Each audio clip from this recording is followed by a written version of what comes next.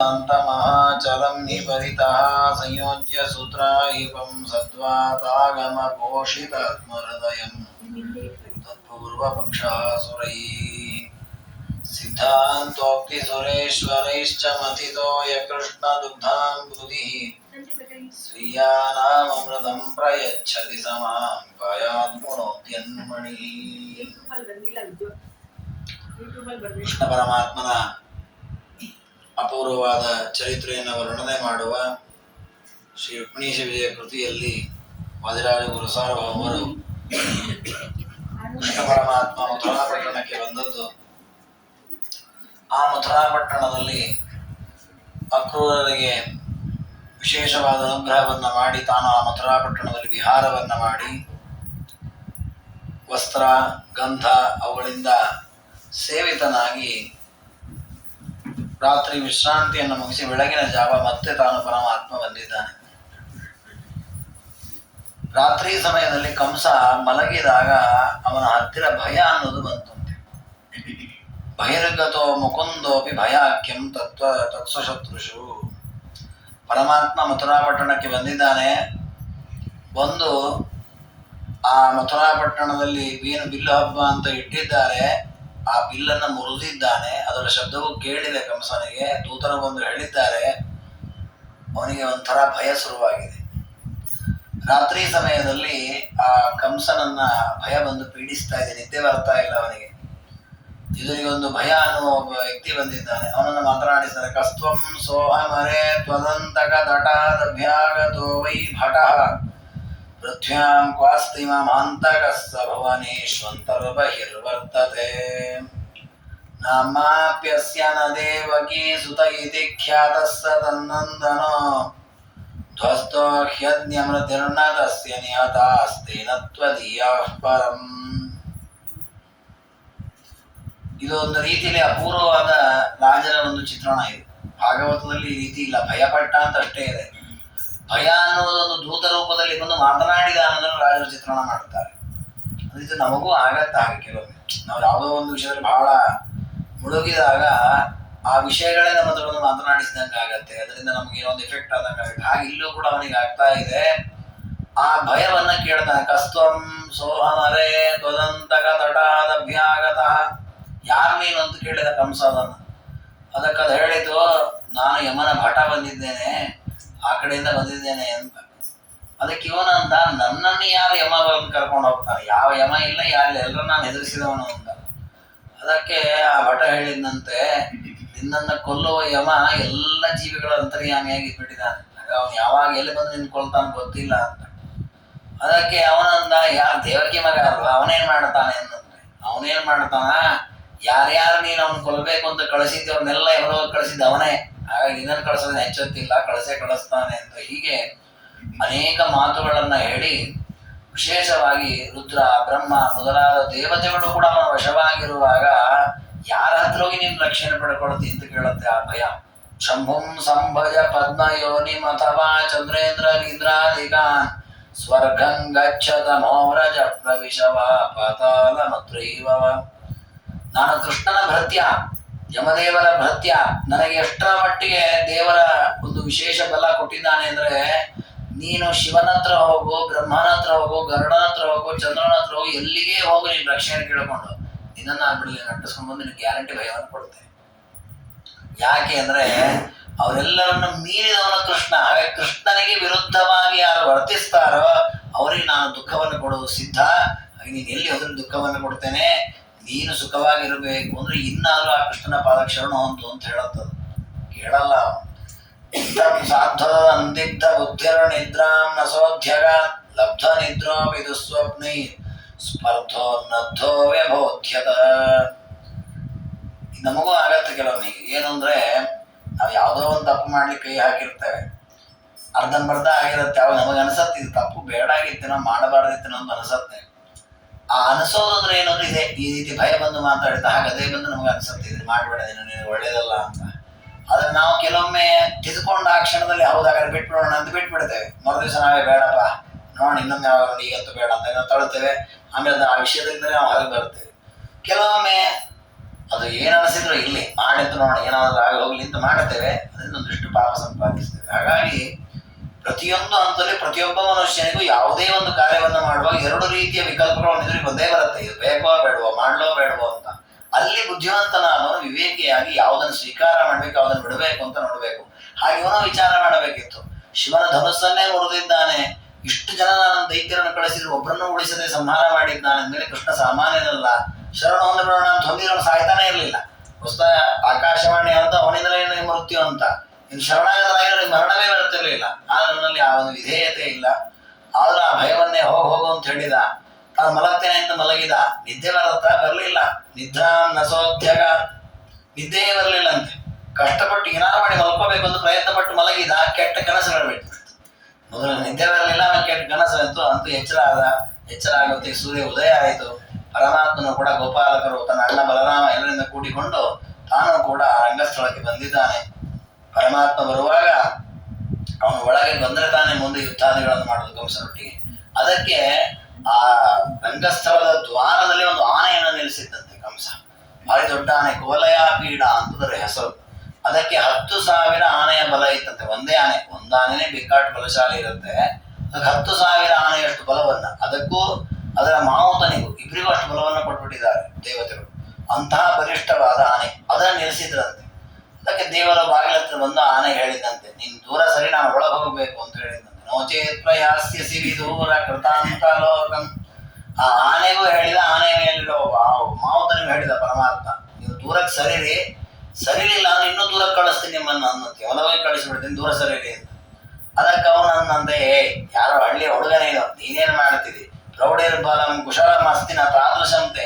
ನನ್ನ ಆನೆಯ ಬಲ, ನನ್ನ ಬಲ ಏನು ಅಂತ ನನಗೆ ಗೊತ್ತಿಲ್ಲ. ಯಾವುದೋ ಹಳ್ಳಿಯ ಹುಡುಗ, ನಮ್ಮ ಪರಿಚಯ ಇಲ್ಲ.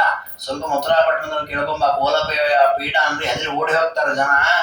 ಹಾಗಾಗಿ ಇಂಥ ಕೆಲಸ ಮಾಡ್ಬಿಡ, ಹೋಗು. ಅದಕ್ಕೆ ಕೃಷ್ಣ ಅನ್ನಂತೆ, ಹೌದಪ್ಪ, ನಾವೆಲ್ಲ ಹಳ್ಳಿಯಲ್ಲಿರೋರು, ಕಾಡಲ್ಲಿ ವಾಸ ಮಾಡೋರು. ಪಶ್ಯೇತ್ಯುದೀರ ತರಸಾಗರಿಣಂ ನಿಹತ್ಯ. ನೀನು ಹೇಳಿದಂಗೆ ನಮಗೆ ಈ 4 ಜನರ ಮಧ್ಯದಲ್ಲಿ ಗ್ರಾಮದಲ್ಲೆಲ್ಲ ವಾಸ ಮಾಡಿ ಗೊತ್ತಿಲ್ಲ. ಹಳ್ಳಿಯಲ್ಲಿ ಇದ್ದವರು ನೀನು ಹೇಳಿದ್ರೆ ನಾವು ಭಾರಿ ಬಲ, ನಂದು ಬಲ ತೋರಿಸ್ತೀನಿ ನೋಡು ಅಂತ ಹೇಳಿ ಆನೆಯನ್ನು ಎತ್ತಿ ಮೇಲಕ್ಕೆ ಬಿಸಾಡಿದಂತೆ. ಪ್ರೌಢಿಸ್ತತಾಸ್ತು ಬಲ ಕೌಶಲಮಸ್ಮದೀಯಂ ತಸ್ಯಾಂಗ್ರಿ ಮಧ್ಯಮ ಅಧಿಗಮ್ಯ ವಿಭುರ್ವಿಲಿಲ್ಲೆ ಹಸ್ತಿ ವ್ಯಕಂಪತ ತದಾ ಜಗೃಹೇನ ಶೌರಿಂ. ಆನೆಯನ್ನು ಬಿಸಾಡಿರೋದು ಧವಕ್ ಅಂತ ಕೆಳಗೆ ಬಂದು ಬಿತ್ತು. ಅದರ ಪಾದವನ್ನು ಹಿಡ್ಕೊಂಡು ಬಿಸಾಡಿದ್ದಾನೆ ದೇವರು. ಆನೆಗೆ ಏನು ಮಾಡ್ಲಿಕ್ಕೆ ದಬ್ಬ ಬಿದ್ದಿದೆ ಅದು, ಅಂದ್ರೆ ಕಂಪನವೂ ಮಾಡ್ಲಿಕ್ಕೆ ಆಗ್ತದೆ. ಮಧ್ಯದಲ್ಲಿ ಕೃಷ್ಣ ನಿಂತಿದ್ದಾನೆ. ಆ ಕೃಷ್ಣ ಶೋಭಿಸ್ತಾ ಇದ್ದಾನೆ, ಆನೆ ಮಾತ್ರ ಏನು ಮಾಡೋದಕ್ಕಾಗದಂತೆ ನಿಂತಿದೆ. ಉಚ್ಚೆ ಪ್ರರಹ್ಯ ಪುರುಷತ್ವ ಮಮಂ ಪುನಶ್ಚ. ಸ್ವಲ್ಪ ಹೊತ್ತಿಗೆ ಎದ್ದು ನಿಲ್ತದು. ಮತ್ತೆ ಕೃಷ್ಣನ ಜೊತೆ ವಿರೋಧ ಮಾಡಬೇಕು ಅಂತ ಪರಮಾತ್ಮ ಅದರ ಪಾದದ ಹತ್ರ ಒಂದು ಕ್ಷಣ ಸೊಂಡಿಲಿನ ಹತ್ರ, ಒಂದು ಕ್ಷಣ ಕಾಲ ಹತ್ರ, ಒಂದ್ಸಲ ಮೇಲೆ, ಅಲ್ಲಿ ಇಲ್ಲಿ ಗರ ಗರ ಗರ ತಿರುಗಿ ಆನೆಗೆ ತಲೆ ಕೆಡುವಂತೆ ಮಾಡಿಬಿಟ್ಟಿದ್ದಾನೆ. ಬಹುದೂರ ಅಪಾರ ಶಕ್ತಿ ಧಾವನ್ ವಿಭುರ್ ನಿಜ ನಿಪಾತ ವಿಶಂಕಿನೋಸ್ಯ ಭೂಲಗ್ನದಂತ ಯುಗಲಂ ಕ್ಷಿತಿಜಗಾಲ. ಅದಕ್ಕೆ ಒಂದು ಸಲ ಕೃಷ್ಣ ಎಲ್ಲಿ ಅಂತ ಕನ್ಫ್ಯೂಸ್ ಆಗ್ಬೇಕು. ಆ ರೀತಿ ಕೃಷ್ಣ ಗರಗರ ತಿರುಗಿ ಅದು 2 ದಂತಗಳನ್ನ ಕಿತ್ತಿದ್ದಂತೆ. ದಂತವನ್ನ ಕಿತ್ತಿ ಅದನ್ನು ಸಂಹಾರವನ್ನ ಮಾಡಿದ್ದಾನೆ. ಆಗ ದೇವತೆಗಳೆಲ್ಲ ಆಕಾರದಲ್ಲಿದ್ದು ಪರಮಾತ್ಮನನ್ನ ಸ್ತೋತ್ರ ಮಾಡಿದ್ದಾರೆ. ಎಂಥ ದೊಡ್ಡದಾದ ದೈತ್ಯವಾದ ಆನೆಯನ್ನು ಸಂಹಾರ ಮಾಡಿದ್ದಿ ಪರಮಾತ್ಮ. ಅದೇ ಪ್ರಸಂಗದಲ್ಲಿ ಕೃಷ್ಣ ಪರಮಾತ್ಮ ಆ ಆನೆಯ ಮಾವುತನನ್ನು ಕೂಡ ಸಂಹಾರ ಮಾಡಿದ್ದಾನೆ. ತತ್ಸ್ವಾಮಿನಂ ತದನುಗಾಂಶ್ಚ ಸಲೀಲಯೈವ ಉತ್ಪಾತ ತದ್ಧವಲದಂತ ಕರಹ ಕ್ಷಣೇನ. ಕೈಯಲ್ಲಿ ಆ ಆನೆಯ ದಂತವನ್ನು ಹಿಡ್ಕೊಂಡು ಆ ಆನೆಯ ದಂತದಿಂದಲೇ ಹೊಡೆದಂತೆ ಎಲ್ಲರಿಗೂ ಹೊಡೆದವರನ್ನು ಸಂಹಾರ ಮಾಡಿದ್ದಾನೆ. ಹೀಗೆ ಪರಮಾತ್ಮ ಆನೆಯನ್ನು ಸಂಹಾರ ಮಾಡಿದ, ಅದರ ನಾಯಕನನ್ನು ಸಂಹಾರ ಮಾಡಿದ. ಹಂಸಸ್ಥ ದಂತ ಪರಿಶೋಭಿತ ರಕ್ತ ಬಿಂದು. ಆ ನಂತರ ಆ ಒಂದು ದಂತವನ್ನು ಕೈಯಲ್ಲಿ ಹಿಡ್ಕೊಂಡು ಪರಮಾತ್ಮ ಮುಂದಕ್ಕೆ ಪ್ರಯಾಣ ಮಾಡ್ತಾ ಇದ್ದಾನೆ. ಹಾಗೆ ಪರಮಾತ್ಮ ಒಳಗೆ ಪ್ರಯಾಣ ಮಾಡುವಾಗ ಅಲ್ಲಿ 2 ಮಲ್ಲರು ಚಟ್ಟಿಗಳಿದ್ದಾರೆ, ಚಾಣೂರ ಮುಷ್ಟಿಕ ಅಂತ. ಅವರಿಬ್ಬರ ಜೊತೆಗೆ ರಾಮಕೃಷ್ಣರು, ಬಲರಾಮ ಮತ್ತು ಕೃಷ್ಣ ಪರಮಾತ್ಮ ಯುದ್ಧವನ್ನ ಮಾಡ್ಲಿಕ್ಕೆ ಶುರು ಮಾಡಿದ್ರು, ಮಲ್ಲ ಯುದ್ಧವನ್ನ. ಅದು ಹೇಗೆ ಕಾಣ್ತಾ ಇತ್ತು ಅಂದ್ರೆ 2 ಆನೆಗಳ ಜೊತೆಗೆ 2 ಸಿಂಹದ ಮರಿಗಳು ಯುದ್ಧ ಮಾಡಿದಂತೆ ಇರ್ತದೆ. ಅವರಿಬ್ರು ಭಾರಿ ದೊಡ್ಡ ಜಟ್ಟಿಗಳು, ಸಣ್ಣ ಪುಟ್ಟ ಬಾಲಕರು ಯುದ್ಧವನ್ನ ಮಾಡ್ತಾ ಇದ್ದಾರೆ.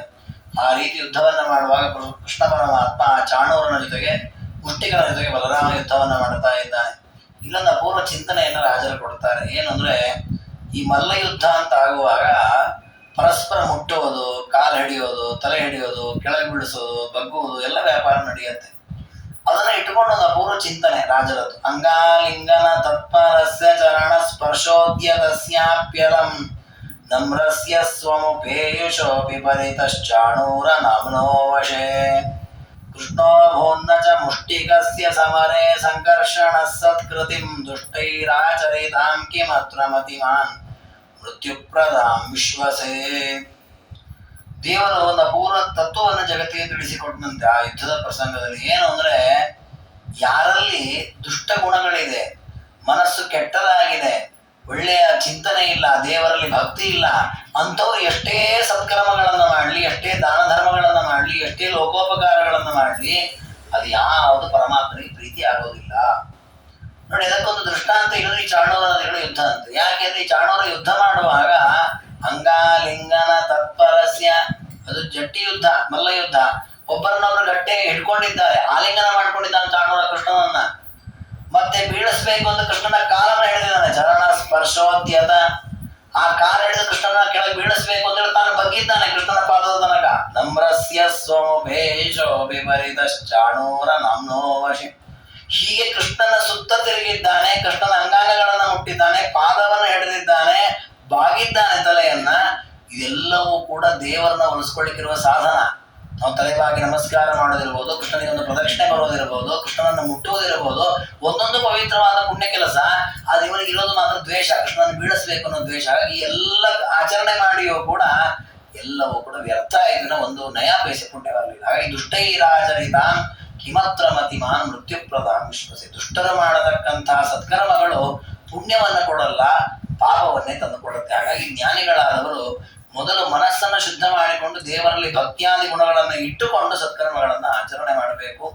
ಆ ರೀತಿ ಇತ್ತು. ಆ ನಂತರ ಭಾರಿ ಕಠಿಣರಾದವರು ಅವರಿಬ್ಬರು ಕೂಡ ಚಾಣೂರ ಮುಷ್ಟಿಗಳು. ಅವ್ರ ಜೊತೆಗೆ ಪರಮಾತ್ಮ ಯುದ್ಧವನ್ನ ಮಾಡಿದ್ದಾನೆ.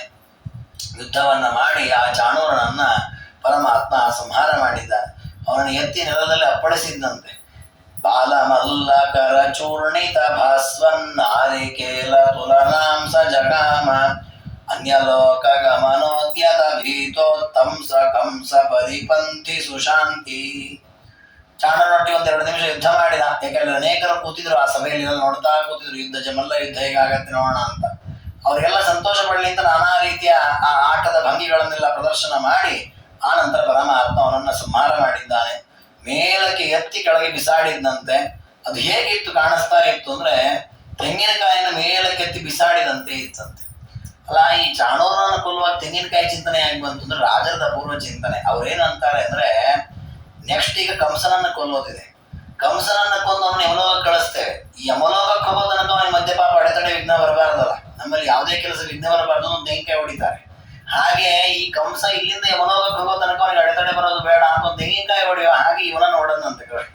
ಇವನ ಸಂಹಾರ ಆದ ತೆಂಗಿನಕಾಯಿ ಹೊಡೆದಂಗೆ ಯಾವ ವಿಘ್ನವೂ ಇಲ್ಲ, ಆರಾಮ್ ಕಂಸ ಹೋಗ್ತಾನೆ ನಮ್ಮ ಲೋಕಕ್ಕೆ ಅಂತ ಹೇಳಿ ಅವನನ್ನು ಸಂಹಾರ ಮಾಡಿದ್ದಾನೆ. ಮುಷ್ಟಿಕನನ್ನ ಬಲರಾಮದೇವರು ಸಂಹಾರ ಮಾಡಿದ್ದಾರೆ.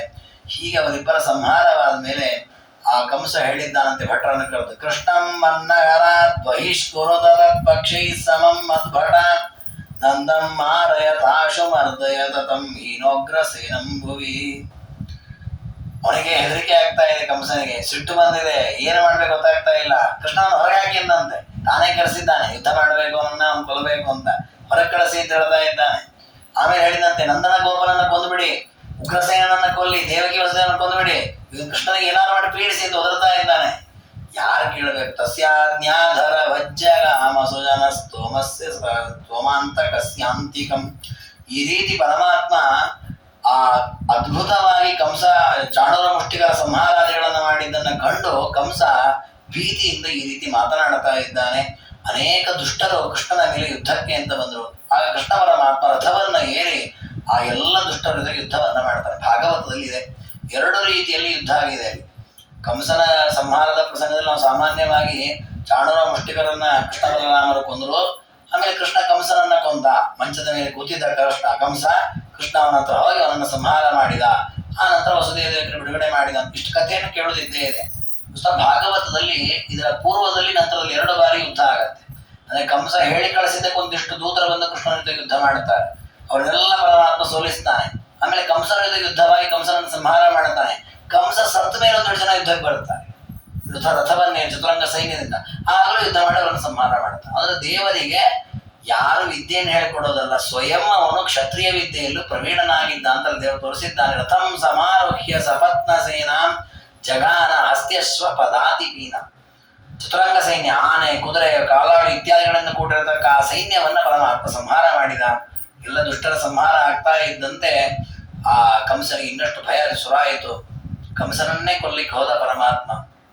ಈ ಪ್ರಸಂಗದಲ್ಲಿ ರಾಜರು ಆ ಕಂಸನನ್ನ ಹೇಗೆ ಕೊಂದ ಕೃಷ್ಣ, ಇಷ್ಟು ದಿವಸ ಬಿಟ್ಟು ಈಗಲೇ ಯಾಕೆ ಕೊಂದ? ಹೊಸ ಕೃಷ್ಣ ಅವತಾರ ಮಾಡಿದ್ದೆ ಮಥುರಾ ಪಟ್ಟಣದಲ್ಲಿ. ಮೊದಲೇ ಕಂಸನನ್ನು ಕೊಂದ ಮೇಲೆ ಗೋಕುಲಕ್ಕೆ ಹೋಗ್ಲಿಕ್ಕೆ ಬರ್ತಿತ್ತು, ಅಥವಾ ಇಲ್ಲೇ ಬೆಳಲಿಕ್ಕೂ ಬರ್ತಿತ್ತು.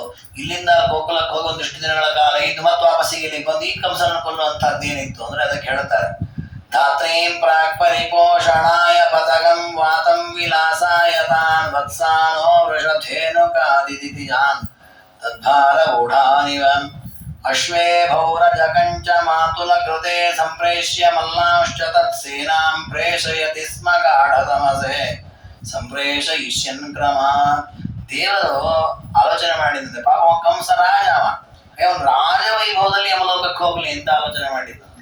ಮೊದಲು ಯಾರು ಹೋದ್ರು ಅವರಿಗೆ ತಿನ್ಲಿಕ್ಕೆ ಊಟಕ್ಕೆಲ್ಲ ವ್ಯವಸ್ಥೆ ಮಾಡ್ಲಿಕ್ಕೆ ಒಬ್ರು ನೋಡ್ಕೊಳ್ಳಿಕ್ಕೆ ಒಬ್ರು ಇರ್ಬೇಕು.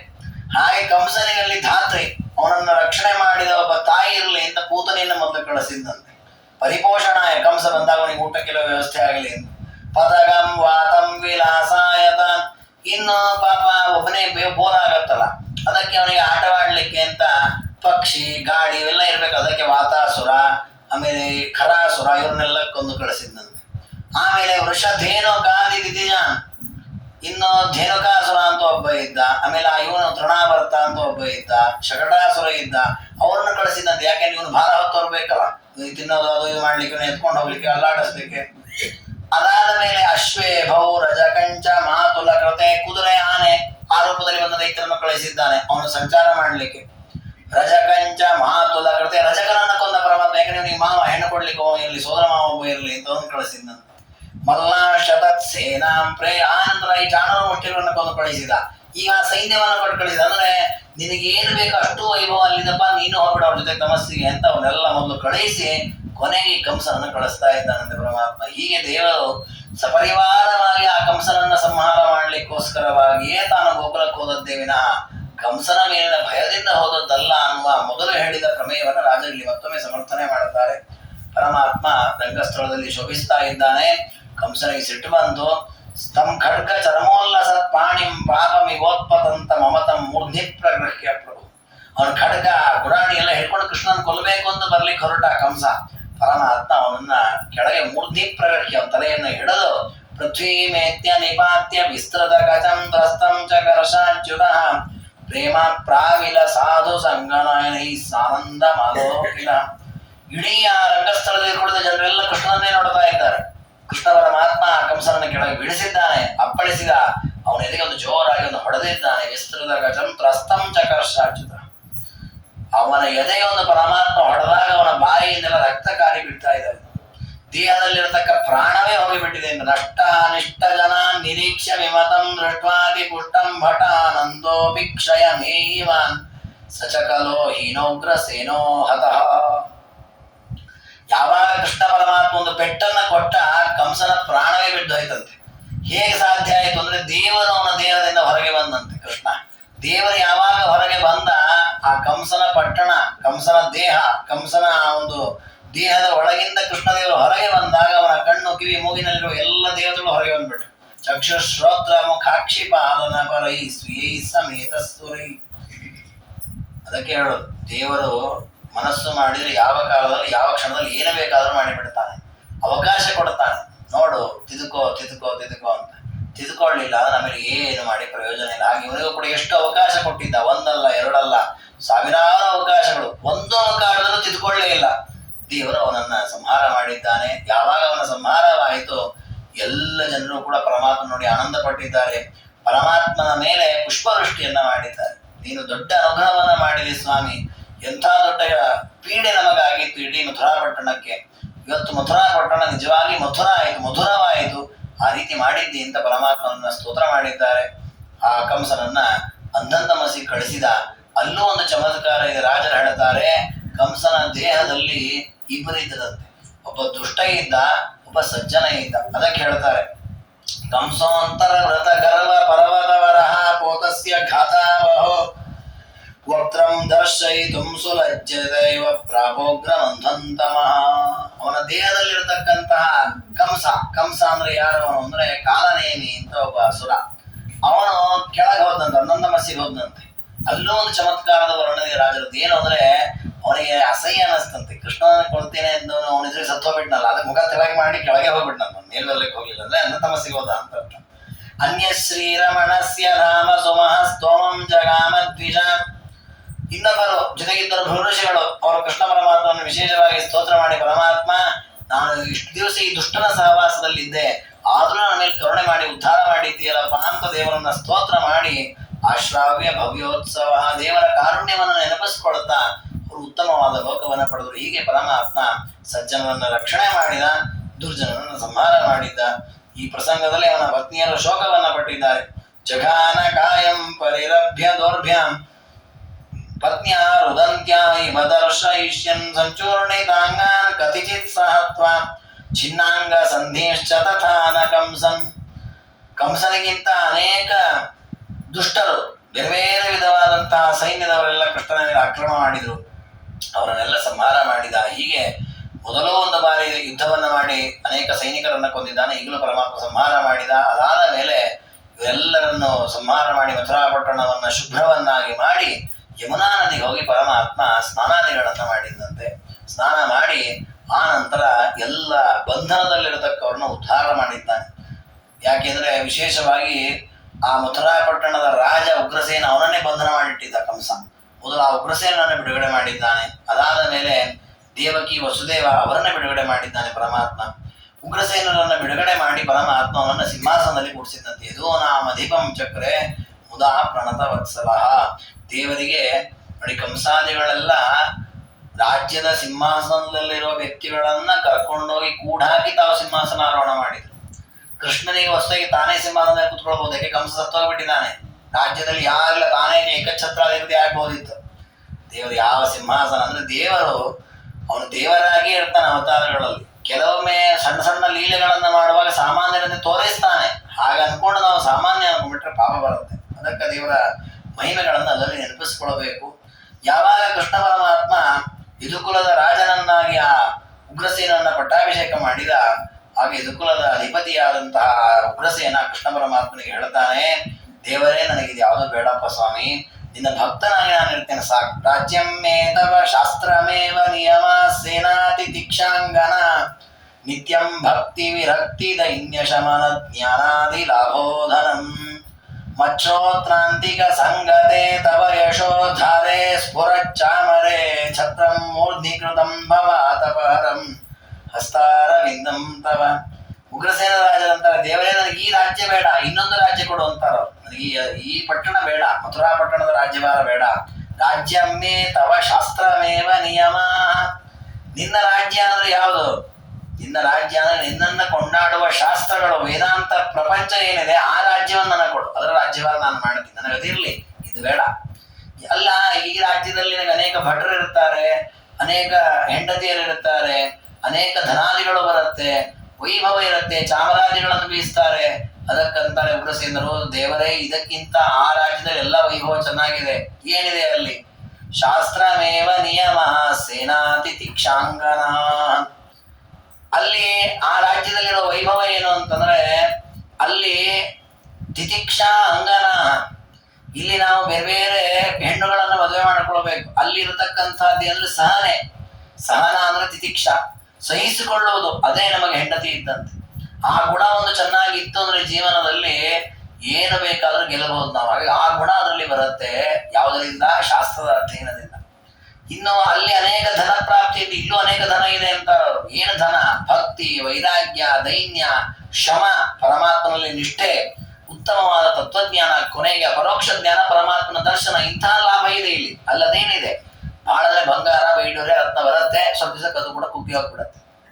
ಮಚ್ಚೋತ್ರಾಂತಿಕ ಸಂಗತೆ ತವ ಯಶೋಧಾರೆ ಸ್ಫುರ ಚಾಮರೆ. ಅಲ್ಲಿ ಚಾಮರ ಬೀಸ್ತಾರೆ ಅಂತಿದ್ದೇವ್ರೆ, ಆ ಚಾಮರ ಬೇಡ. ಅದು ಯಾಕೆ? ಯಾರು ಇದ್ರೆ ಬೀಸ್ತಾರೆ, ಯಾರಿಲ್ಲ ಅಂದ್ರೆ ನಾವೇ ಬೀಸ್ಕೋಬೇಕು. ಅದು ಇಲ್ಲಿ ಹಾಗಲ್ಲ. ನಿನ್ನ ಕಥಾಮೃತವನ್ನ ನಮ್ಮ ಕಿವಿಗೆ ಹಾಕ್ತಾ ಇರ್ತಾರೆ ಸಜ್ಜನರು, ಅದೇ ದೊಡ್ಡ ಚಾಮರ. ಆ ಚಾಮರ ಇತ್ತು ನಾವು ಅಮರವೇ ಆಗಿಬಿಟ್ಟರು. ಛತ್ರಂ ಮೂರ್ಧ್ನೀಕೃತಂ, ಅಲ್ಲಿ ದೊಡ್ಡ ದೊಡ್ಡ ಬಂಗಾರದ ಛತ್ರ ಹಿಡಿದಿರ್ಬೋದು. ಈ ವೇದಾಂತದಲ್ಲಿ ಮುಳುಗಿಬಿಟ್ವಿ ಅಂತ ಆದ್ರೆ ನಿನ್ನ ಹಸ್ತಾರವಿಂದದ ಛತ್ರ ನಮ್ಮ ತಲೆ ಮೇಲೆ ಇರ್ತದೆ, ಅದರ ಮುಂದೆ ಇನ್ಯಾವ ಛತ್ರವೂ ಬೇಡ ಸ್ವಾಮಿ, ನನಗೆ ಈ ರಾಜ್ಯ ಬೇಡ ಅಂತಾರೆ ಉಗ್ರಸೇನ. ಕೃಷ್ಣದೇವರಂತಾನೆ ಹಾಗೆಲ್ಲ ಅನ್ನಬಾರದು. ತ್ವಕ್ಷೇತ್ರಂ ಮಮ ದುರ್ಗಮಾರ್ಯ ಕರುಣಾ ವರ್ಮತ್ವದಂಗ್ರಿದ್ವಜ, ನಾನು ಕೊಡ್ತಾ ಇದ್ದೇನೆ ಸ್ವೀಕಾರ ಮಾಡಬೇಕು ಅಂದ ಪರಮಾತ್ಮ. ಅದಕ್ಕೆ ಉಗ್ರಸೇನ ಅಂತ ಹಾಗಾದ್ರೆ ಒಂದು ಕೆಲಸ ಮಾಡದೇವರೇ, ನೀನು ಕೊಡ್ತಾ ಇದ್ದಿ, ನೀನೇ ಇದ್ದಿ ರಾಜ್ಯವನ್ನು ನಡೆಸು, ನಾನು ಸುಮ್ಮನೆ ಸಿಂಹಾಸನ ಕೂತಿರ್ತೇನೆ ಅಷ್ಟೇ, ನಿನ್ನದೇ ರಾಜ್ಯಭಾರ ನೀನೇ ನಡೆಸಬೇಕು, ನಿನ್ನ ಅನುಗ್ರಹ ಯಾವತ್ತೂ ನನ್ನ ಮೇಲೆ ಇರಲಿ. ಲಭ್ಯ ವಿಮುಕ್ತಿ ಪುರಿ, ಯಾಕೆಂದ್ರೆ ನಾನು ಇಲ್ಲಿ ಯಾರನ್ನೋ ಶತ್ರುಗಳನ್ನ ಎಲ್ಲೋ ವಯಸ್ಸಲ್ಲೂ ನಾನಿಲ್ಲ, ನಾನು ವಯಸ್ಸಾಗಿ ಬಿಟ್ಟಿದೆ ನಂದೀಗ.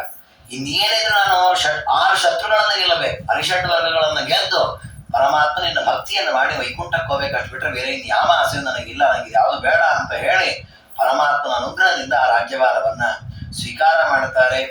ಅದಾದ ಮೇಲೆ ಉಗ್ರಸೇನರನ್ನ ರಾಜ್ಯ ಅಧಿಪತಿಯನ್ನಾಗಿ ಮಾಡಿ ಪರಮಾತ್ಮ ತನ್ನ ತಂದೆ ತಾಯಿ ಅವರನ್ನ ಬಿಡುಗಡೆ ಮಾಡಿದ್ದಾನೆ. ವಿಶ್ವ ಮಧ್ಯಗತಸ್ಯಾಸ್ಯ ಸೇನಾ ಅಂತ ಕಿನ್ನು ದೂಷಣಂ, ದೇವರು ಹೇಳಿದಂತೆ ಉಗ್ರಸೇನಿಗೆ, ನಾವಿರೋದಿಲ್ಲ ಅಂತೇನು ವಿಚಾರ ಮಾಡಬೇಡ ನೀವು, ನಾವು ಇರ್ತೇವೆ, ನಾನು ನಿನ್ನ ಸೇನೆಯಲ್ಲಿ ಒಬ್ಬ ಸೇನಾಧಿಪತಿ ಯಾವುದೋ ಒಂದು ಸಣ್ಣ ಪೋಸ್ಟಲ್ಲಿ ಇರ್ತೇನೆ ಅಂತ ಕೃಷ್ಣ. ಅದಕ್ಕೆ ರಾಜರಂತಾರೆ, ಯಾವುದೋ ಒಬ್ಬ ಸೇನೆಯ ಮಧ್ಯದಲ್ಲಿ ಇರೋದಲ್ಲ ದೇವರು, ಎಲ್ಲಾ ಸೇನೆಯ ಮಧ್ಯದಲ್ಲಿ ಅವನೇ ಇರಬೇಕು, ಎಲ್ಲಾ ಜೀವಿಗಳ ಮಧ್ಯದಲ್ಲೂ ಅವನೇ ಪರಮಾತ್ಮ ಇರ್ತಾನೆ. ಹಾಗಾಗಿ ದೇವರಿಗೆ ಅದು ಭೂಷಣವೇನ, ಅದೇನು ಹೇಯವಾದದ್ದಲ್ಲ ಅಂತ. ಆ ನಂತರ ಪರಮಾತ್ಮ ತನ್ನ ತಂದೆ ತಾಯಂದಿರ ಬಂಧನವನ್ನ ಬಿಡುಗಡೆ ಮಾಡಿದ್ದಾನೆ. ಬಿಡುಗಡೆ ಮಾಡಿ ಆ ತಂದೆ ತಾಯರಿಗೆ ಕೈ ಮುಗಿದು ಹೇಳಿದಂತೆ, ಇಲ್ಲ ನಾನು ನಿಮ್ಮನ್ನ ಸೇವೆ ಮಾಡಬೇಕಿತ್ತು, ಮಕ್ಕಳಾಗಿ ತಂದೆ ತಾಯಿಗಳ ಸೇವೆ ಮಾಡ್ಬೇಕಾದ್ ನಮ್ಮ ಕರ್ತವ್ಯ, ಅದನ್ನೇನೂ ಮಾಡಿಲ್ಲ, ಇಷ್ಟು ದಿವಸ ನಿಮ್ಮನ್ನು ಮುಖ ನೋಡ್ಲಿಕ್ಕೂ ಬಂದಿಲ್ಲ, ನಾನು ನನ್ನ ಅಪರಾಧ ಕ್ಷಮಿಸ್ಬೇಕು ಅಂತ ದೇವರು ಹೇಳಿದಂಥದ್ದು. ಲೋಕವಿಡಮನ ದೇವರಾಗಿ ಮಾಡಿದ್ದಾನೆ ಅಂತ ಹೇಳ್ತಾರೆ. ಅದ ಧರ್ಮಪಥಾಧ್ಯಕ್ಷೋ ಜಗದೇ ಜಗದೇಕರಾಟ್ ವಾರ್ತೆಯಾಂ ಭವತ್ಪುತ್ರೋ ಯಶ್ಚ ಕಾರಣವಾಮಿದಂ, ಹೆಸರಿಗೆ ನಾನು ನಿಮ್ಮ ಮಗ, ಅದು ನಿಮಗೇನು ಮಾಡಲೇ ಇಲ್ಲ ಅನ್ನೊಂದಂತ ದೇವರು. ಅದಕ್ಕೆ ವಸುದೇವ ದೇವಕಿರಂತೆ ಸರ್ವಂ ತಾತ ಕೃತಂ ತ್ವಯಾ ಯದುದಿತಂ ಪ್ರೀತ್ಯಾಸ್ಮದೀಯಾನ್ವಯೇ ತೇನೇದಂ ತಿಲಕೀ ಬಭೂವಹಿ ಕುಲಂ ಕೀರ್ತಿಶ್ಚ ಮೇ ವಿಸ್ತೃತ. ಆ ತಂದೆ ತಾಯಿ ಹೇಳಿದಂತೆ, ದೇವರೇ ಇನ್ನೇನ್ ನೀವು ಮಾಡಬೇಕು ನಮಗೆ, ಯಾಕೆಂದ್ರೆ ಒಂದು ಕುಲದಲ್ಲಿ ಒಬ್ಬ ಹುಟ್ಟಿದ ಅಂದ್ರೆ ಆ ಕುಲವನ್ನು ಉದ್ಧಾರ ಮಾಡಿದ್ರೆ ಅವನಿಂದ ಸಾರ್ಥಕ ಆ ಕುಲ.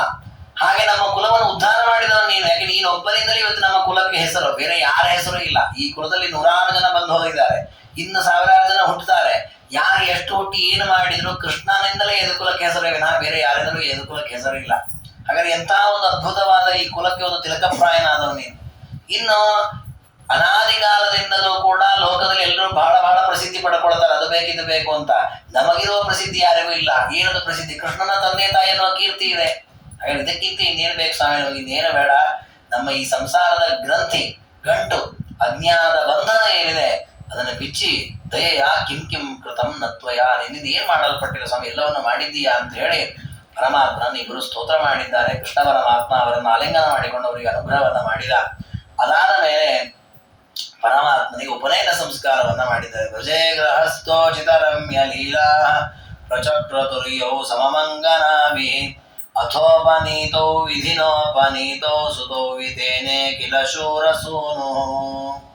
ಪರಮಾತ್ಮ ಆನಂತರ ತಾನು ಉಪನಯನ ಸಂಸ್ಕಾರವನ್ನು ತಂದೆ ತಾಯಿಗಳಿಂದ ಮಾಡಿಸಿಕೊಂಡ. ಯಾಕೆ ಅಂದ್ರೆ ಅದಕ್ಕೊಂದು ತಮಾಷೆ ಮಾಡ್ತಾರೆ ರಾಜರು.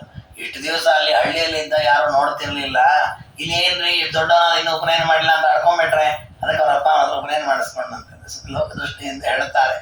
ಅಂತೂ ವಸುದೇವರು ಉಪನಯನವನ್ನು ಮಾಡಿದ್ದಾರೆ. ಅದಾದ ಮೇಲೆ ಪರಮಾತ್ಮ ತಾನು ವಿಶೇಷವಾಗಿ ತನ್ನ ತಂದೆ ತಾಯಿಗಳ ಸೇವೆಯನ್ನ ಮಾಡಿದ್ದಾನೆ. ವಾದ್ಯಾನಿ ನೇದುರ್ ಮುನಯಶ್ಚ ಮಂತ್ರ ಉಚ್ಚಾರಯಂತ ಸಹ ಬಂದಿ ವೃಂದೈ ವೃಂದಾರಕಾಣಾಂ ಸ್ತುತಯಶ್ಚ ರಮ್ಯ ಗಂಧರ್ವ ಗೀತೈ ಸಹ ನಾಕಿ ಲೋಕೆ. ದೇವರ ಆ ಒಂದು ಅದ್ಭುತವಾದ ಉಪನಯನಾದಿ ಮಹೋತ್ಸವದ ಪರ್ವಕಾಲದಲ್ಲಿ ಅನೇಕ ವಾದ್ಯಗಳು ಮೊಳಗಿವೆ. ಅನೇಕ ವಿಧವಾಗಿರತಕ್ಕಂತಹ ದೇವರ ಲೋಕದ ದೇವಕಿಯರು ಅಂದ್ರೆ ಅಲ್ಲಿರತಕ್ಕ ನರ್ತಕಿಯರು ಗಂಧರ್ವರು ಹಾಡಾಡಿದ್ದಾರೆ, ನರ್ತನ ಮಾಡಿದ್ದಾರೆ. ಈ ರೀತಿ ಪರಮಾತ್ಮನ ವಿಶೇಷವಾದಂತಹ ಆ ಒಂದು ಕಾರ್ಯವನ್ನ ಪ್ರಶಂಸೆ ಮಾಡುತ್ತಾ ಇದ್ದಾರೆ. ಆ ಒಂದು ಪ್ರಸಂಗದಲ್ಲಿಯೇ ಪರಮಾತ್ಮನಿಗೆ ಬೇರೆ ಬೇರೆ ವಿಧವಾದ ವಸ್ತುಗಳನ್ನು ತಂದು ಕೊಟ್ಟಿದ್ದಾರೆ. ಉಪನಯನ ಕಾಲದಲ್ಲಿ ಉಪಯುಕ್ತವಾಗುವ ವಸ್ತುಗಳು ಅಂದ್ರೆ ಕಮಂಡಲ್ ಇರಬಹುದು, ಕುಳಿತುಕೊಳ್ಳುವ ಆಸನ, ಅಜಿನ, ಯಜ್ಞೋಪವೀತ, ವಸ್ತ್ರ, ಈ ತರದ ಪದಾರ್ಥಗಳನ್ನೆಲ್ಲ ಪರಮಾತ್ಮನಿಗೆ ತಂದು ಕೊಟ್ಟಿದ್ದಾರೆ. ದೇವರಿಗೇನು ಅದರಿಂದ ಆಗಬೇಕಾದಿಲ್ಲ. ಆಚಾರ್ಯ ಸಕಲ ವಿದೆ ಪುರಾಣ ಪುಂಸೆ ಗಾಯತ್ರಿ ಮನುಮದಿಷಣ್ಮೇತ್ಥ ಮೂಹ ತದ್ವ್ಯಾಜ ತವ ಗುಣ ಚಿಂತಕಾಯ ಮಹ್ಯಂ ಸದ್ಬುದ್ಧಿಂ ದಿಶದಯೇತ್ಯ ಸೌಯಯಾಚೆ. ರಾಜರದ ಪೂರ್ವ ಚಿಂತನೆ. ಅವರು ಹೇಳ್ತಾರೆ, ಅವರಿಗೆ ಉಪನಯನ ಮಾಡಿಸಿದ್ರಲ್ಲ ಆಚಾರ್ಯರು, ಅವರು ಕೃಷ್ಣ ಪರಮಾತ್ಮನಿಗೆ ಅವರ ತಂದೆಯ ಮೂಲಕ ಗಾಯತ್ರಿ ಮಂತ್ರವನ್ನು ಉಪದೇಶ ಮಾಡಿಸಿದ್ರಂತೆ. ಗಾಯತ್ರಿ ಹೇಳಿಕೊಡು ಅಂತ ಹೇಳಿಕೊಟ್ರಂತ ಅವರಪ್ಪ. ಅದಕ್ಕೆ ರಾಜರಂತಾರೆ, ಅವರಪ್ಪ ಮತ್ತೆ ಈ ಆಚಾರ್ಯ ಇಬ್ರು ಸೇರಿ ಏನ್ ಮಾಡಿದ್ರು ಅಂದ್ರೆ, ಅವ್ರು ಗಾಯತ್ರಿ ಮಂತ್ರ ಉಪದೇಶ ಮಾಡಿದ್ದಲ್ಲ, ದೇವರ ಹತ್ರ ಗಾಯತ್ರಿ ಮಂತ್ರದಿಂದ ಪ್ರಾರ್ಥನೆ ಮಾಡಿದಂತೆ. ದೇವರೇ ಧಿಯೋ ಯೋನ ಪ್ರಚೋದಯ, ನಾವು ಬುದ್ಧಿ ಸರಿಯಾಗಿ ಪ್ರಚೋದನೆ ಮಾಡಪ್ಪ ಅಂತ ಕೇಳ್ಕೊಂಡ್ರಂತೆ. ಯಾಕೆ ನೋಡಿ, ಹೇಳ್ಕೊಡ್ಬೇಕಾದ್ರೆ ನಾವು ಆ ಮಂತ್ರ ಒಮ್ಮೆ ಅನ್ಬೇಕು, ಆಮೇಲೆ ಆ ಹುಡುಗನ ಹತ್ರ ಅನ್ನಿಸ್ತಾರೆ. ನಾವು ಅನ್ಬೇಕು ಅಂದ್ರೆ ನಾವು ಅಂದಂಗ ಆಯ್ತು, ಧಿಯೋ ಯೋನ ಪ್ರಚೋದಯ, ಅದೇ ಪ್ರಾರ್ಥನೆ. ದೇವರೇ ನಾವು ಒಳ್ಳೆ ಬುದ್ಧಿ ಕೊಡಪ್ಪ ಅಂತ ಕೇಳ್ಕೊಂಡ್ರಂತವರಿಬ್ರು. ಹೀಗೆ ಆ ಪರಮಾತ್ಮನ ಆ ಒಂದು ಉಪನಯನ ಸಂಸ್ಕಾರ ಅದ್ಭುತವಾಗಿತ್ತು. ಸಂದೃಶ್ಯ ಹೃಷ್ಟ ಪರಮಾಬ್ಧಿ ಪುತ್ರಿ ವಕ್ಷಸ್ಥಲಸ್ಥ ತೃಪಯಾಕುಲಾಸೀತ್ ಅಭ್ಯರ್ಥಮಾನೌ ಚ ದಿನೇಶವನ್ನಿ. ಅದಾದ ಮೇಲೆ ಪರಮಾತ್ಮನ ಆ ಬ್ರಹ್ಮಚರ್ಯ ವ್ರತ ಅದನ್ನ ಪಾಲನೆ ಮಾಡುವ ನಿಯಮದ ಪ್ರಕಾರ ಪರಮಾತ್ಮ ಗುರುಕುಲ ವಾಸವನ್ನು ಮಾಡಬೇಕು ಅಂತ ಹೋಗಿದ್ದಾನೆ. ಎಲ್ಲಿ ಹೋದ ಅಂತಂದ್ರೆ ಸಾಂದೀಪಿನಿ ಋಷಿಗಳ ಆಶ್ರಮಕ್ಕೆ ಹೋಗಿದ್ದಾನೆ. ಗೃಹಂ ಸರ್ವ ವೇದಗ್ರಗಣ್ಯ ಉಪೇಯತುಸ್ತೌ ಸಮಿಧ ಸಮರ್ಪ್ಯ ಭವಾನ್ ಭವಾರಣ್ಯಮಿದಂ ಚಿದಗ್ನಾವತತ್ಪರಂ ನಿರ್ಧಾತಾದಿದೀವ. ದೇವರು ಸಮಿತ್ತುಗಳನ್ನು ಹಿಡಿದುಕೊಂಡು ಸಾಂದೀಪಿನಿಗಳ ಆಶ್ರಮಕ್ಕೆ ಹೋಗಿ, ಗುರುಗಳೇ ವಿದ್ಯಾಭ್ಯಾಸಕ್ಕೆ ಬಂದಿದ್ದೇವೆ, ಉಪದೇಶ ಮಾಡಿ ಅಂತ ನಮಸ್ಕಾರ ಮಾಡಿದ್ದಾನೆ. ಸಮಿತ್ ಹಿಡ್ಕೊಂಡು ಹೋಗ್ಬೇಕು ಅಂತ ಇದೆ. ಸಮಿತ್ಪಾಣಿ ಶ್ರೋತ್ರಿಯಂ ಬ್ರಹ್ಮನಿಷ್ಠಂ. ಸಮಿತ್ತನ್ನ ಕೈಯಲ್ಲಿ ಹಿಡಿದುಕೊಂಡು ಒಳ್ಳೆಯ ವೇದಾದಿಗಳನ್ನು ಚೆನ್ನಾಗಿ ಅಧ್ಯಯನ ಮಾಡಿರತಕ್ಕ ಪರಮಾತ್ಮನಲ್ಲಿ ನಿಷ್ಠರಾದಂತಹ ಗುರುಗಳ ಮನೆಗೆ ಹೋಗಬೇಕು, ನಮಸ್ಕಾರ ಮಾಡಬೇಕು, ಅವರಿಗೆ ತನ್ನ ಪರಿಚಯ ಮಾಡಿಸ್ಬೇಕು, ಅವರ ಹತ್ರ ವಾಸ ಮಾಡಿ ಅವರ ಸೇವೆ ಮಾಡುತ್ತಾ ಅವ್ರು ಹೇಳಿಕೊಟ್ಟದನ್ನ ಉಪದೇಶ ಕೇಳಬೇಕು. ಇದು ಗುರುಕುಲ ವಾಸದ ಕ್ರಮ. ಹಾಗೆ ಪರಮಾತ್ಮ ಹೋದ ಅದಕ್ಕೆ ರಾಜರಂತಾರೆ, ದೇವರು ಏನು ಸೂಚನೆ ಮಾಡಿದ ಅಂದ್ರೆ, ನೀವು ಚೆನ್ನಾಗಿ ತತ್ವಜ್ಞಾನವನ್ನು ಪಡ್ಕೊಂಡ್ರೆ, ಗುರುಕುಲಕ್ಕೆ ಹೋದ ಜ್ಞಾನ ಪಡಿಲಿಕ್ಕ, ತತ್ವಜ್ಞಾನ ಪಡ್ಕೊಂಡ್ರೆ ದೊಡ್ಡ ಸಂಸಾರವೆಂಬ ಕಾಡನ್ನ ಈ ಸಣ್ಣ ಕಟ್ಟಿಗೆಯಿಂದಲೇ ಸುಟ್ಟು ಬಿಡ್ಬೋದು ಅಂತ ಸಮಿತಿ ಹಿಡ್ಕೊಂಡು ಹೋಗಿದ್ದಾನೆ ದೇವರು. ಅಂದ್ರೆ ಅಷ್ಟು ಸುಲಭವಾಗಿ ಜ್ಞಾನಾಗ್ನಿ ಸರ್ವಕರ್ಮಾಣಿ ಭಸ್ಮಸಾತ್ ಕುರುತೆ ಅರ್ಜುನ. ಕೃಷ್ಣ ಹೇಳ್ತಾನೆ ಗೀತೆಯಲ್ಲಿ, ತತ್ವಜ್ಞಾನ ಅನ್ನೋದು ಚೆನ್ನಾಗಿತ್ತು ಅಂತಾದ್ರೆ ಎಂತೆಂತಹ ಪಾಪಗಳು ಎಂತೆಂತಹ ಅನಿಷ್ಟಗಳು ಎಲ್ಲವನ್ನೂ ಕಳ್ಕೊಂಡ್ಬಿಡ್ಬೋದ್ರಿ. ಅದಕ್ಕೆ ಆ ಜ್ಞಾನದ ಮಹತ್ವವನ್ನ ತೋರಿಸ್ತಾ ಇದ್ದಾನೆ. ಆನಂತರ ಅಲ್ಲಿ ಪರಮಾತ್ಮ ಗುರುಗಳ ಬಳಿಯಲ್ಲಿ ಅಧ್ಯಯನ ಮಾಡ್ತಾ ಇದ್ದಾನೆ. ಎಷ್ಟು ದಿನ ತೆಗೆದುಕೊಂಡ? ಅಥೋ ಚತುಷ್ಷಷ್ಟಿ ದಿನೈ ಸದಾವತ್ ಕಲಾ ಪ್ರಜಗ್ರಾ ಬಲಶ್ಚ ಧೀಮಾನ್. 64 ದಿನಗಳಲ್ಲಿ 64 ವಿದ್ಯೆಯನ್ನು ಅಧ್ಯಯನ ಮಾಡಿದಂತೆ. ಒಂದೊಂದು ದಿನಕ್ಕೆ ಒಂದೊಂದು ವಿದ್ಯೆ. ನಮ್ಮಲ್ಲಿ ಒಂದೊಂದು ದಿನಕ್ಕೆ ಒಂದೊಂದು ಪಾಠ ಮಾಡಿಸ್ಕೊಳ್ಳಿಕ್ಕೂ ಮಕ್ಕಳು ತಯಾರಿರಲ್ಲ. ಅರ್ಧ ಪಾಠ, ಕಾಲು ಪಾಠ, ಅದನ್ನು 3 ದಿವಸ ಪ್ರಾಕ್ಟೀಸ್ ಮಾಡಿಸೋದು, ಅದಕ್ಕೆ 4 ಜನ ಟ್ಯೂಷನ್ ಮಾಡೋರು ಇರ್ತಾರೆ. ಏನಿಲ್ಲ, ಇಲ್ಲಿ ಅವ್ರ ಗುರುಗಳು ಹೇಳೋದು, ಇವನು ಮರು ದಿವಸ ಒಪ್ಸೋದು, ನೆಕ್ಸ್ಟ್ ವಿದ್ಯೆ 64 ದಿವಸ ಗಂಟು ಪಾಠ ಮುಗಬೇಕು. ಗುರುಗಳಿಗೆ ಮತ್ತೆ ಪಾಠ ಹೇಳಿಕ್ಕೆ ವಿದ್ಯೆ ಇಲ್ಲ ಅವ್ರ ಹತ್ರ. ಖಾಲಿ ಇವನ್ ತಯಾರಿದಾನೆ ಕೃಷ್ಣ ಕೇಳಲಿಕ್ಕೆ. ಗುರುಸ್ತೋಪ್ಯಲ್ಪದಿನೈರಿ ಯದಾಸಾಂ ಸಕತ್ ಸಮುಚ್ಚಾರಣಮಪ್ಯಶಕ್ಯಂ. ವಸ್ತುತಃ ಪರಮಾತ್ಮನಿಗೆ ಅಷ್ಟು ದಿನವೂ ಬೇಕಾಗಿರ್ಲಿಲ್ಲ ಅಂತ ರಾಜರಂತಾರೆ. 64 ದಿನವೂ ಬೇಕಾಗಿರ್ಲಿಲ್ಲ. ಪಾಪ ಸಾಂದೀಪನಿಗಳಿಗೆ ಹೇಳಲಿಕ್ಕೆ ಟೈಮ್ ಬೇಕಲ್ಲ. ಇವನೇನು ಒಂದ್ ದಿವಸ 64 ವಿದ್ಯೆ ಕೇಳಿಸ್ಕೊಂಡ್ಬಿಡ್ತೀನಂತೆ ಕೃಷ್ಣ. ಹೇಳೋರಿಗೆ ಅವ್ರಿಗೆ ಪಾಪ ಸ್ವಲ್ಪ ಅವಕಾಶ ಕೊಡೋಣ, ಆಯಾಸ ಆಗೋದು ಬೇಡ ಅಂತ ದಿನ ಒಂದೊಂದು ವಿದ್ಯೆ ಹೇಳ್ರಿ, ನಾನು ಕೇಳುತ್ತೇನೆ ಅಂತ ಕೂತಿದ್ದಂತೆ ಕೃಷ್ಣ. ಆ ನಂತರ ಅವರಿಗೆ ಏನಾದ್ರು ಕೊಡಬೇಕು ಗುರುದಕ್ಷಿಣೆ. ಯಾಕಂದ್ರೆ ಗುರುಗಳು ಅಷ್ಟು ದೊಡ್ಡ ವಿದ್ಯೆಯನ್ನು ಉಪದೇಶ ಮಾಡಿದಾಗ ವಸ್ತುವಾದಕ್ಕೆ ಏನು ಗುರುದಕ್ಷಿಣೆ ಅಂತ ಕೊಡ್ಲಿಕ್ಕೆ ಬರಲ್ಲ. ಶಾಸ್ತ್ರ ಹೇಳುತ್ತೆ, ಗುರುಗಳು ಕೊಟ್ಟ ಉಪದೇಶಕ್ಕೆ ನಾವು ಏನು ಕೊಡ್ಲಿಕ್ಕೆ ಸಾಧ್ಯ ಇಲ್ಲ, ಜ್ಞಾನ ಎಂಬಂತಹ ಉಪದೇಶಕ್ಕೆ.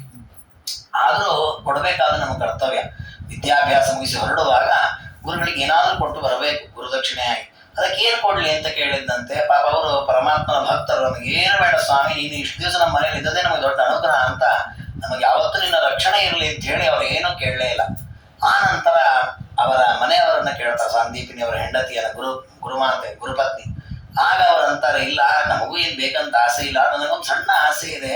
ನಮಗೊಂದು ಪುಟ್ಟ ಮಗ ಇದ್ದ, ಹಿಂದೆ ಅವ್ನು ಕಳ್ಕೊಂಡ್ಬಿಟ್ಟಿದೀವಿ ನಾವು, ಆ ಮಗ ಇದ್ರೆ ಬೇಕು ಅಂತ ಆಸೆ ಇದೆ. ಆಗ ಕೃಷ್ಣ ಪರಮಾತ್ಮ ತಾನು ಸಮುದ್ರದ ಒಳಗೆ ಹೋಗ್ತಾನೆ. ಅಲ್ಲಿ ಪಂಚಜನ ಅಂತ ಒಬ್ಬ ಅಸುರ ಇರುತ್ತಾನೆ. ಅವನನ್ನ ಸಂಹಾರ ಮಾಡಿ ಅಲ್ಲಿ ಪಾಂಚಜನ್ಯ ಶಂಖವನ್ನು ತೆಗೆದುಕೊಂಡು ಅಲ್ಲಿಂದ ಯಮಲೋಕಕ್ಕೆ ಹೋಗ್ತಾನೆ. ಅಲ್ಲಿ ಆ ಪಾಂಚಜನ್ಯದ ಧ್ವನಿಯನ್ನ ಮಾಡ್ತಾನೆ ಪರಮಾತ್ಮ. ಯಮಾಲಯಂ ಪ್ರಾಪ್ಯ ಸ ಕಂಬು ಮುದ್ರತಂ ವಿಭೋ ಪ್ರದತ್ನೋ ರಿಪು ದರ್ಪಹಾರಿಣ. ಪರಮಾತ್ಮ ಹೋಗಿ ಮಾತಾಡ್ಸಿಲ್ಲ, ಹೊಡೆದಾಟ ಇಲ್ಲಿ ಏನಿಲ್ಲ, ಬರೀ ಶಂಖವನ್ನು ಓದಿದಟ್ಟು ಯಮದೇವರು ಬಂದ ದೇವರಿಗೆ ಏನಾಗ್ಬೇಕು ಹೇಳು ಅಂತ ಕೇಳಿದ್ರು. ಯಾಕಂದ್ರೆ ಈ ಶಂಖ ಧ್ವನಿ ಕೇಳಿದ್ರೆ ಗೊತ್ತಾಯ್ತದೆ ವಿಷ್ಣುವಿನಂತೆ ಇದು ಅಂತ. ಬಂದು ಕೇಳಿದ್ದಾರೆ. ಆಗ ಹೇಳಿದ್ರು, ಇಲ್ಲ ನಮ್ಮ ಗುರುಗಳ ಪುತ್ರ ಏನಾದ್ರು ಇಲ್ಲಿ ಬಂದಿರಬೇಕಲ್ಲ, ಅವ್ರು ಕಳಿಸಿಬಿಡಿ ಅಂತ. ಅದು ಕರ್ಕೊಂಡ್ಬಂದು ಪರಮಾತ್ಮ ಗುರುದಕ್ಷಿಣೆಯಾಗಿ ಅವರ ಮಗನನ್ನೇ ಸಮರ್ಪಣೆ ಮಾಡಿದ್ದಾನೆ. ನೋಡಿ, ಗುರುದಕ್ಷಿಣೆಯ ಮಹತ್ವವನ್ನು ಹೇಳಿದ್ದಾರೆ. ಅವರಿಗೆ ಏನು ಇಷ್ಟದನ್ನು ಕೊಡಬೇಕು ಅಂತ ಇದೆ. ನಮ್ಮ ಕೈಯಿಂದ ಅದು ಸಾಧ್ಯವೇ ಇಲ್ಲ. ಯಾರೋ ಈಗ ನಮಗೂ ಇಂಥ ಗುರುಗಳು ಸಿಕ್ಕು, ಪಾಪ ಅವ್ರು 64 ವಿದ್ಯೆಯನ್ನು ಉಪದೇಶ ಕೊಡ್ಬೋದು, ಕಡೆಗೆ ನಮ್ಮ ಮಗನ ಕರ್ಕೊಂಬಂದ್ರೆ ಎಲ್ಲಿ ಕರ್ಕೊಂಡ್ಬರ್ತೀವಿ? ಅದೆಲ್ಲ ಆಗುದಲ್ಲ ನಮ್ಮ ಕೈಯಿಂದ. ಆದ್ರೆ ತಾತ್ಪರ್ಯ ಯಥಾಶಕ್ತಿ ನಮ್ಗೆ ಎಷ್ಟು ಯೋಗ್ಯತೆ ಇದೆ, ಕೃಷ್ಣನ ಯೋಗ್ಯತೆ ದೊಡ್ಡದು, ಅವನು ಕೊಟ್ಟ, ನಮ್ಮ ಯೋಗ್ಯತೆ ಇದ್ದಷ್ಟು ಅದು ಗುರುದಕ್ಷಿಣೆಯನ್ನು ಕೊಡಬೇಕು ಅಂತೂ ಹೀಗೆ ದೇವರಿಗೆ ಕೊಟ್ಟರು. ಆ ನಂತರ ನಮಸ್ಕಾರ ಮಾಡಿ ಕೃಷ್ಣ ಪರಮಾತ್ಮ ಉತ್ತರಾಖಂಡಕ್ಕೆ ಬಂದಿದ್ದಾನೆ. ರಾಜಧಾನಿ ಜಯ ದಿಸ ಭೋಜ ವೃಷ್ಣ್ಯಂಧಕಾಶ್ರಿತ ರಾಜರಾಜ ಪದಪ್ರಾತ ರಾಜ ಯತ್ರ ರಮಾಪತಿ. ಇನ್ನ ಕೃಷ್ಣ ಪರಮಾತ್ಮನ ಆಗಮನ ಆದ್ಮೇಲೆ ಮಥುರಾ ಪಟ್ಟಣದ ವೈಭವ ಏನು ಕೇಳಬೇಕು. ರಾಜನಂತಾರೆ ಸ್ವಯಂ ರಮಾಪತಿ ನಾರಾಯಣನೇ ರಾಜನಾಗಿಲಿರುವಾಗ ಆ ಮಥುರಾ ಪಟ್ಟಣದ ಶೋಭೆ ಇನ್ನು ಯಾವ ರಾಜ್ಯಕ್ಕೂ ಬರಲಿಲ್ಲ ಅಂತಷ್ಟು ವೈಭವದಲ್ಲಿ ಆ ರಾಜ್ಯ ಮೆರಿತಾ ಇದೆ. ಈ ಪ್ರಸಂಗದಲ್ಲಿ ಆ ರಾಜ್ಯದಲ್ಲಿ ಉಗ್ರಸೇನ ಮಹಾರಾಜ ಅದ್ಭುತವಾದ ರಾಜ್ಯಪಾಲನೆ ಮಾಡಿದ್ದಾನೆ. ರಾಜ್ಯವನ್ನ ಯಾವ ರೀತಿ ನಡೆಸಬೇಕು ಅನ್ನೋದನ್ನ ತಿಳಿಸಿಕೊಡುವ ಪ್ರಸಂಗ ಇದು. ಅದ್ಭುತವಾದ ವರ್ಣನೆ ಇದು. ಪುಸ್ತಕ ಭಾಗವತದಲ್ಲಿ ಇದೆ, ಸಂಕ್ಷೇಪವಾಗಿದೆ. ರಾಜನನ್ನು ವಿಸ್ತಾರವಾಗಿ ಹೇಳುತ್ತಾರೆ. ಅಲ್ಲಿ ರಾಜ ಆದೇಶ ಮಾಡಿದ್ದಂತೆ ನ್ಯಾಯವನ್ನ ಮೀರಿ ಎಲ್ಲೂ ನಡಿಬಾರದು ಅನ್ನೋದನ್ನ ಭಟ್ರಿಗೆ ಆದೇಶ ಮಾಡಿದ್ದಂತೆ. ಪದೇ ಪದೇ ತಮನ್ಯಾಯ ಸನ್ನಮ್ಯ ಅಭ್ಯರ್ಥಯಿಷ್ಯತೆ.